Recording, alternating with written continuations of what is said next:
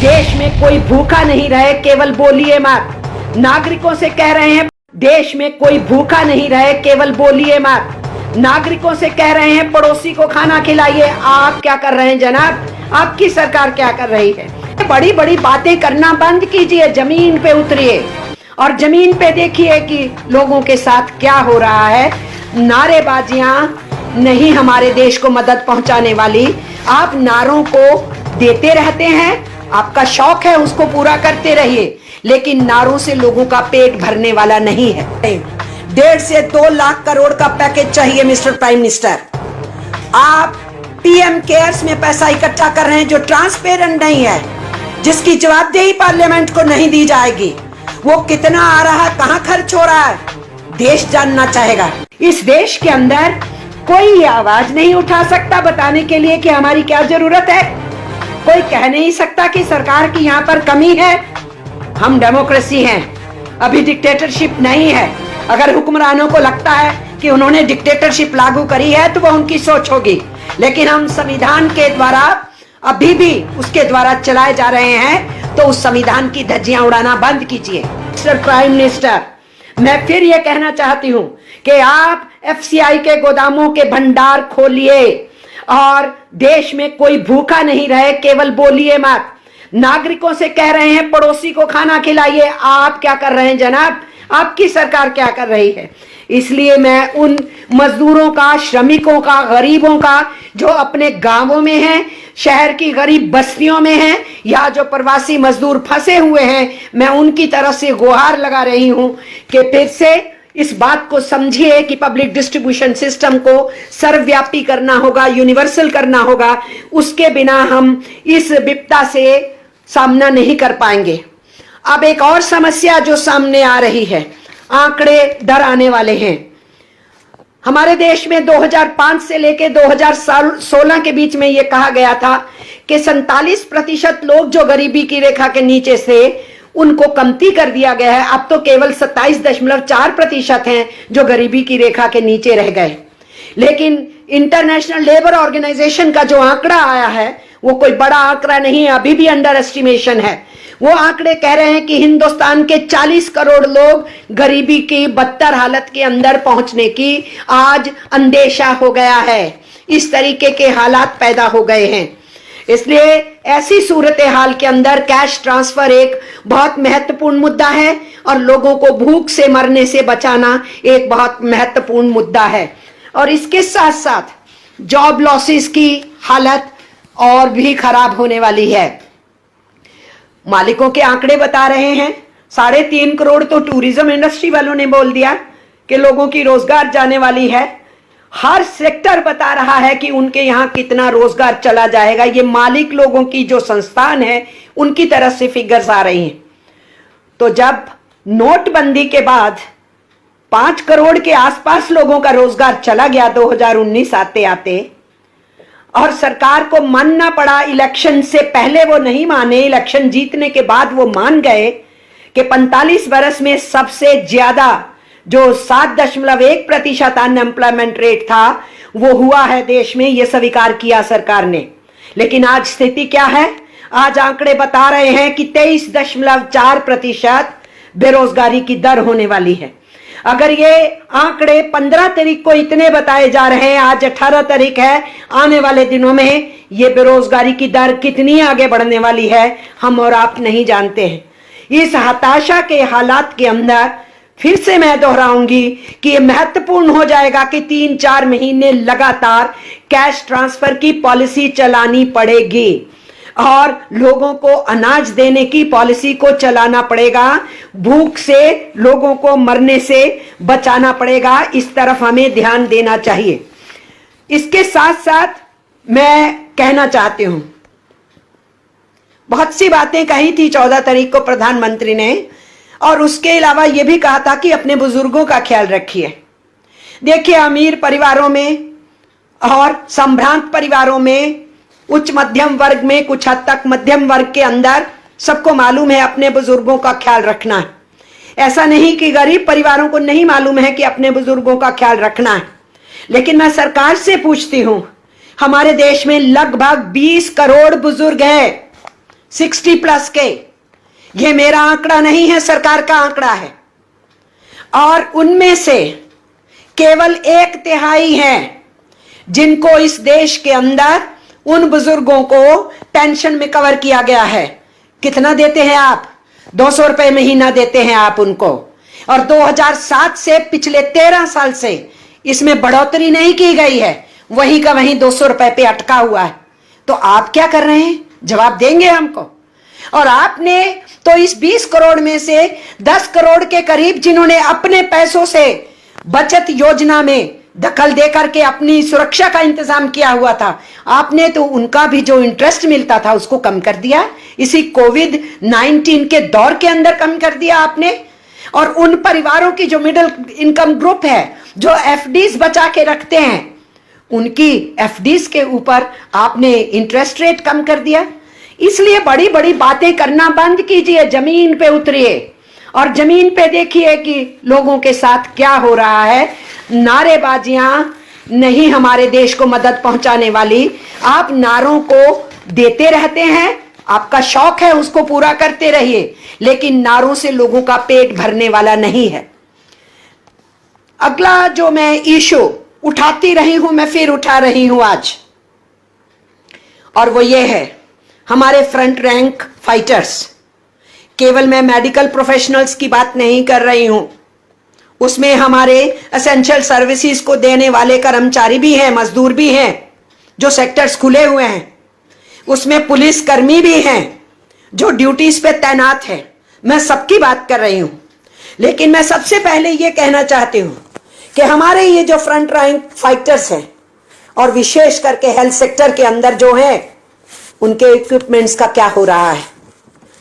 अभी भी उसमें बहुत गुंजाइश है। आपकी पहली कंसाइनमेंट मुश्किल से 3 दिन पहले आई है। आपके वेंटिलेटर्स की स्थिति आज भी बहुत कमजोर है। इसलिए फ्रंट रैंक फाइटर्स को जो चाहिए था उसकी कमी पूरी नहीं हुई। 15,000 करोड़ के हेल्थ पैकेज ऊंट के मुंह में जीरा की तरह है। हम इतना बड़ा मुल्क है, हमारा जो पब्लिक हेल्थ सिस्टम है उसको अगर हमें दुरुस्त करना है, उसकी जो पूरे इंफ्रास्ट्रक्चर को इंप्रूव करना है, तो मैंने पहले भी कहा था, मैं फिर कह रही हूं, 1.5 से 2 लाख करोड़ का पैकेज चाहिए मिस्टर प्राइम मिनिस्टर। आप पीएम केयर्स में पैसा इकट्ठा कर रहे हैं जो ट्रांसपेरेंट नहीं है, जिसकी जवाबदेही पार्लियामेंट को नहीं दी जाएगी। वो कितना आ रहा है, कहां खर्च हो रहा है, देश जानना चाहेगा।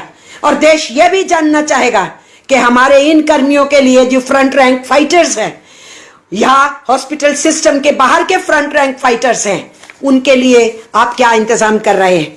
लेकिन आप उनका इंतजाम करने की बजाय जिन नर्सिस ने ये मुद्दा पूरे देश के सामने लाया, उनको विक्टिमाइज किया गया कुछ राज्यों के अंदर।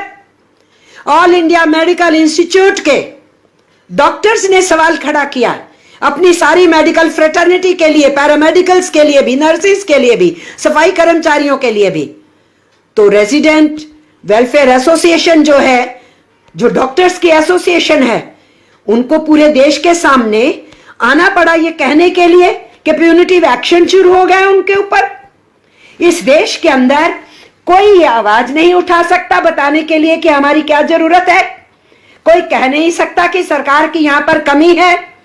हम डेमोक्रेसी हैं, अभी डिक्टेटरशिप नहीं है। अगर हुक्मरानों को लगता है कि उन्होंने डिक्टेटरशिप लागू करी है तो वह उनकी सोच होगी, लेकिन हम संविधान के द्वारा अभी भी उसके द्वारा चलाए जा रहे हैं। तो उस संविधान की धज्जियां उड़ाना बंद कीजिए।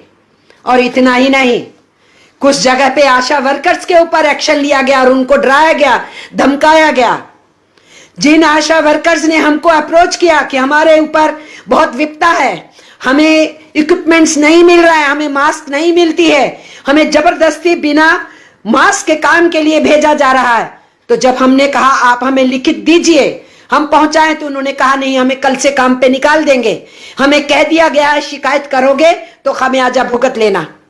और अभी क्या न्यूज चल रही है 2 दिन से कि हिंदू राव हॉस्पिटल के डॉक्टर ने जो कुछ दिन पहले वहां के डॉक्टर्स और नर्सिस की, पैरामेडिकल स्टाफ की ये व्यथा जाहिर की थी कि हमें इक्विपमेंट्स नहीं मिल रहे हैं, जल्दी जुटाइए।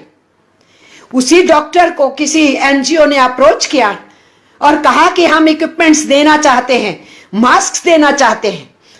उस डॉक्टर को कांटेक्ट किया गया, पीयूष को, डॉक्टर पीयूष को, और उस एनजीओ ने वो चीजें प्रोवाइड की। वो पहले से शिकायत कर रहा था कि ये होनी चाहिए। उसने कौन सा गुनाह किया? वो अपने घर नहीं ले गया, वो जनता में बांटने के लिए नहीं गया, वो उनको बेचने के लिए नहीं गया। उसने अपने ही हॉस्पिटल के स्टाफ को, जिनको उन मास्क की जरूरत थी, उसमें बांटा। और आप उसको नौकरी से निकालते हैं, आप उसको शो कॉज देते हैं। ये कौन सा रवैया है? हम ये जानना चाहते हैं और इसीलिए हम ये समझ रहे हैं आवश्यकता इस बात की नहीं है कि जो आप पे उंगली उठाए आप उनके ऊपर एक्शन लेना शुरू कीजिए। आवश्यकता इस बात की है कि अगर कोई कमी बता रहा है तो उस कमी की तरफ ध्यान दे, उसका संज्ञान ले, उस कमी को दूर करें, उसकी जरूरत है। इसलिए ये थोथी बात मत कीजिए कि हम पूरे देश को साथ लेके चल रहे हैं। आप पूरे देश को लेके साथ नहीं चल रहे हैं। आपने तो पार्लियामेंट का साथ भी नहीं लिया है, आपने तो चीफ मिनिस्टर्स को भी नहीं पूछा था। और आज भी चीफ मिनिस्टर्स क्या कह रहे हैं कि हमारी जीएसटी की 4 महीने से किस्त सरकार ने नहीं दी है। आप उनके राशन के भंडार की जितनी उनको आवश्यकता होनी चाहिए नहीं दे रहे हैं। जो ज्यादा बांटने की जरूरत है वो आप नहीं दे रहे हैं। उनके जो जायज उनको पैसा बनता है वो आप नहीं दे रहे हैं। एक के बाद दूसरी सरकार की शिकायतें आ रही, केवल केरल सरकार से ही नहीं आ रही हैं, वो आप पूरी नहीं कर रहे हैं। लेकिन कोई आवाज उठाएगा तो आप उसके ऊपर एक्शन लेंगे। और ये केवल मेडिकल स्टाफ पे ही एक्शन नहीं है, इसी तरीके के एक्शंस हम देख रहे हैं कि अगर पुलिस कर्मियों में से भी किसी ने आवाज उठा दी तो उनको लाइन लगाया जा रहा है। ये सब क्या हो रहा है हम जानना चाहते हैं। इसलिए मिस्टर प्राइम मिनिस्टर, लोगों के सामने आइए, उनकी दिक्कतों को सुनिए और इलेक्टेड लेजिस्लेचर्स को सुनिए, सोशल ऑर्गेनाइजेशंस को सुनिए, राजनीतिक पार्टियों को सुनिए, ट्रेड यूनियन और किसान ऑर्गेनाइजेशंस को सुनिए, महिला आंदोलनों, विद्यार्थियों, नौजवानों को सुनिए।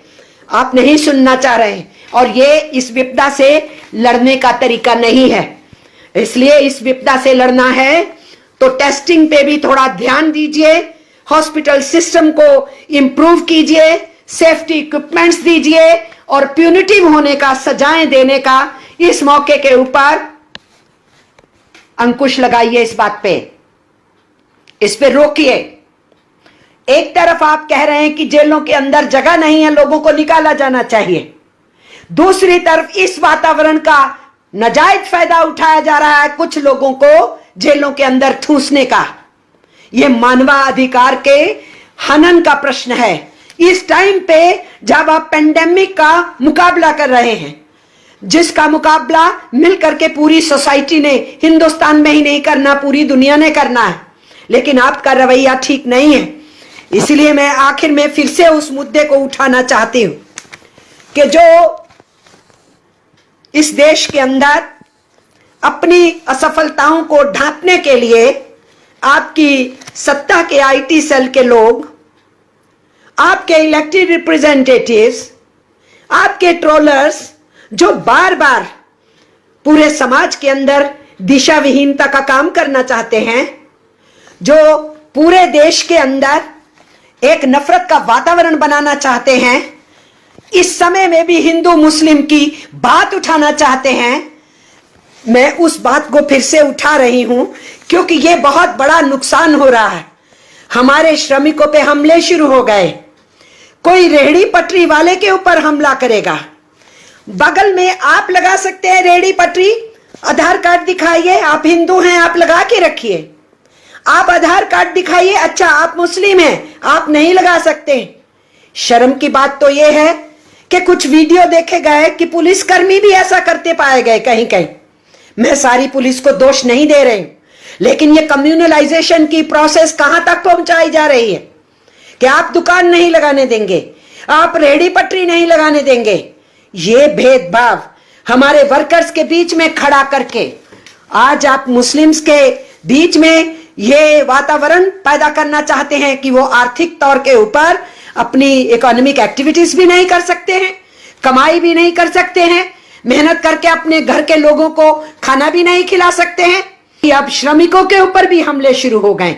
वो इस रूप से तो हो ही रहे हैं इस वातावरण को इतना गंदला करने का पूरा मीडिया का जो एक हिस्सा है, जो प्रधानमंत्री और उनकी सरकार की नीतियों को छुपाने में लगा रहता है और उनकी हर गलती को छुपाने के लिए कोई नया रास्ता ढूंढता रहता है, इसलिए सत्ताधारियों की उन गलत नीतियों को छुपाने का जो रास्ता निकाला जाता है उसमें डुगडुगी बजाने लगता है। उस मीडिया ने कोई कसर नहीं छोड़ी तबलीगी के इस मामले को इस्तेमाल करने की। बांद्रा के अंदर मजदूर इकट्ठा होते हैं तो आपको रेलवे स्टेशन की बगल में एक मस्जिद नजर आती है, तो आप ये चलाना शुरू कर देते हैं कि लोग मस्जिद से निकल के आए। और उसी दिन 14 तारीख को सूरत में मजदूर निकल के आते हैं रेलवे स्टेशन के ऊपर, और वो देखा जा रहा है कि उनके पीछे एक मंदिर है, वो भी रेलवे स्टेशन के पास के मंदिर के नजदीक रेलवे स्टेशन के बाहर खड़े हैं। तो आपका मीडिया ये नहीं चलाता कि मंदिर से चले आ गए, ये सड़क के ऊपर डिस्टेंसिंग, फिजिकल डिस्टेंसिंग को तोड़ने के लिए आ गए। ये कवरेज का तरीका है जो हमारे देश के अंदर चलाया जा रहा है। इसलिए हम फिर से दोहराना चाहते हैं इस बात को कि इस तरीके की ट्रोलिंग करने वाले, नफरत फैलाने वालों के ऊपर मिस्टर प्राइम मिनिस्टर अंकुश लगाइए। पूरे देश को इस महामारी से मिलकर के लड़ाई लड़नी है और इसलिए चुनावी मोड से बाहर निकलिए, अपनी पार्टी को इस मोड से बाहर निकालिए।